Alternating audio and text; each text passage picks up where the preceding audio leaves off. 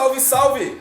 Amigas e amigos do Grande Prêmio, tudo bem com vocês? Bom dia, sou Fernando Silva, falando aqui nesse GP às 10, diretamente de Sumaré, nesta terça-feira. E antes de tudo, eu queria agradecer vocês, porque no meu último vídeo, falando sobre as pinturas mais icônicas da Indy nos anos 90, rolou uma interação muito legal, cada um enviando a sua lista, debatendo tudo, sugerindo pinturas diferentes, né? Como algumas que eu esqueci, que não fizeram parte da minha lista, mas das suas, de muitos de vocês fizeram, como a da Pennzoil, né? do Jules Ferrand, o carro da Tim Hall, o próprio carro da Valvoline, do Rob Gordon na época. E não tem como a gente não se apaixonar por aquele momento. Quem viveu aquela época sabe o quão foi especial pro automobilismo, para quem curte mesmo a velocidade. Foi um momento muito diferente, um momento muito único. E eu quero aproveitar o assunto e entrar também nesse vídeo para lembrar um pouco daquela lembrança que para mim com certeza representa o auge da Indy, sobretudo nos anos 90 no Brasil, e para muitos de vocês com certeza também. Vou voltar bem no tempo, vamos voltar nesse túnel do tempo e chegar ao dia 17 de março de 1996, data histórica para o Brasil, que foi a realização da primeira corrida da Indy no Brasil, mais precisamente em Jacarepaguá, Rio de Janeiro, oval Emerson Fittipaldi, dentro do complexo do Autódromo Nelson Piquet. Saudades Rio de Janeiro, saudades Jacarepaguá. Eu tive somente uma vez em Jacarepaguá, foi uma cobertura da Porsche. Já o circuito oval já não existia mais, já estava praticamente em fase de sucateamento em Jacarepaguá. Foi bem triste o que eu vi, se não me engano foi em 2011, mas as lembranças daquele monumento, daquele templo do automobilismo, elas sempre vão perdurar, sempre vão existir.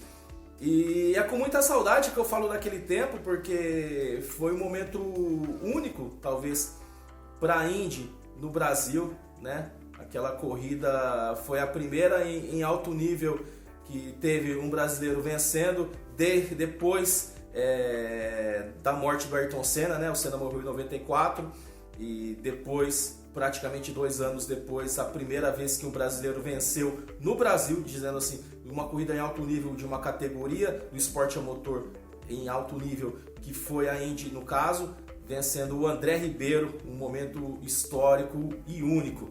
Lembrando alguns pontos desse momento da chamada Rio 400, porque a prova teve quase 400 quilômetros. Voltando um pouquinho no tempo, a Prefeitura do Rio de Janeiro na época desembolsou cerca de 18 milhões de reais para fazer a reforma e também a construção do circuito oval, um oval de 3 quilômetros, cerca de 3 quilômetros de extensão, porém com algumas peculiaridades, porque não é, apesar do formato ser um oval, não era bem um oval clássico como a gente está acostumado a ver nos Estados Unidos. Era um oval com uma freada muito forte na primeira curva, na curva 1 e também na curva 4. Os pilotos tinham que reduzir praticamente a segunda marcha.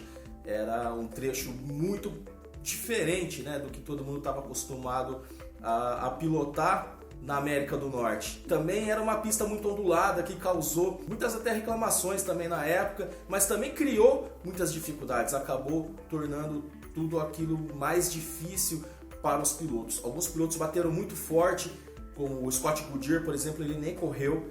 O Christian Fittipaldi também acabou sofrendo também acidente também, tanto que ele largou em último na corrida, teve uma recuperação heróica para terminar na 5ª colocação. E o acidente mais assustador, diria, que foi o do Mark Blundell, ele que bateu na volta 11, se não me engano, com a Pac West. Ele era companheiro de equipe do Maurício Gugelmin, e arrebentou o carro na saída da curva 4, parece que ele perdeu o freio, acertou em cheio o muro e teve muita sorte de ele não ter sofrido nenhuma lesão mais séria naquela batida. E algumas lembranças que marcam aquela Rio 400, primeiro que foram 8 brasileiros no grid, né? Um grid de 27 carros e 8 brasileiros, além do André Ribeiro, Jules Ferrand, Christian Fittipaldi, Emerson Fittipaldi, Roberto Moreno, Raul Boesel, Marco Greco e o Maurício Gugelmin, no caso. E o Emerson também, o Emerson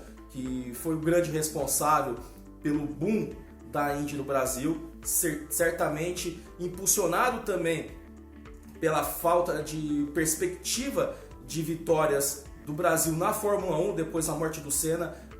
Por exemplo, em 94 mesmo, depois do acidente fatal do Senna, só tinha o Barrichello e o Christian Fittipaldi, sendo que no ano seguinte o Christian foi para a Indy. Naquele ano de estreia dele, ele correu pela equipe Walker, né, sendo companheiro de equipe do Rob Gordon, e a partir de 96 ele partindo para Newman Haas, uma gigante da Indy naquela época que faz muita falta, inclusive, é uma equipe muito tradicional, e hoje não existe mais, era do Carl Haas e do Paul Newman, essa combinação que trouxe muita história para a Indy naquela época, um grande momento, uma grande escuderia que marcou época na Indy. Então assim, 8 brasileiros no grid, praticamente um terço do grid, e trazendo uma perspectiva muito grande de vitória, e sem contar também que acho que o mais importante, além da presença maciça de pilotos brasileiros, era também a própria transmissão do SBT. Eu cheguei a fazer um vídeo já a respeito, há cerca de um ano e meio atrás, falando sobre a coragem que o SBT teve de investir na Indy, em bancar uma transmissão maciça, e foi assim por cerca de 2 temporadas. Depois eles começaram a passar as corridas em VT, muito por conta de que o Brasil não tinha vencedores também naquela época na Indy, principalmente em 96, 97. 97 foi uma entre-safra, só o Maurício Gugelmin que conseguiu vencer naquela temporada, e aí por conta da guerra dominical entre o Gugu e o Faustão, aí o SBT apostou todas as suas fichas para tentar derrubar a audiência da Globo, e aí a Indy acabou ficando em segundo plano, com as corridas sendo exibidas em VT. A época de 95 e 96 foi o auge das transmissões do SBT em relação à Indy. Foi feito um investimento muito grande para a transmissão da Indy, quase 200 países, no pool com a ESPN e a ABC, e também foi um grande marco para o SBT na época. Uma corrida que contou com cerca de 35 mil pessoas, era esperado um público maior. Você pode ver que tem a corrida, tanto a classificação quanto a corrida tem no YouTube, vocês podem procurar, vocês podem assistir. É um momento muito legal, mas vocês podem ver que em determinados momentos a transmissão mostra que alguns clarões nas arquibancadas, mostrando que não foi um sucesso absoluto em termos de público nas arquibancadas, cerca de 35 mil pessoas, mais ou menos, mas um grande sucesso de audiência. Eu falei até com o Theo José para uma matéria que nós fizemos também no ano passado a respeito da história dele, mas também da trajetória do SBT na Indy, e ele contou, lembrou de números que foram extraordinários para o SBT e para a Indy. O recorde de audiência da Indy no Brasil foi alcançado com essa Rio 400 em 1996.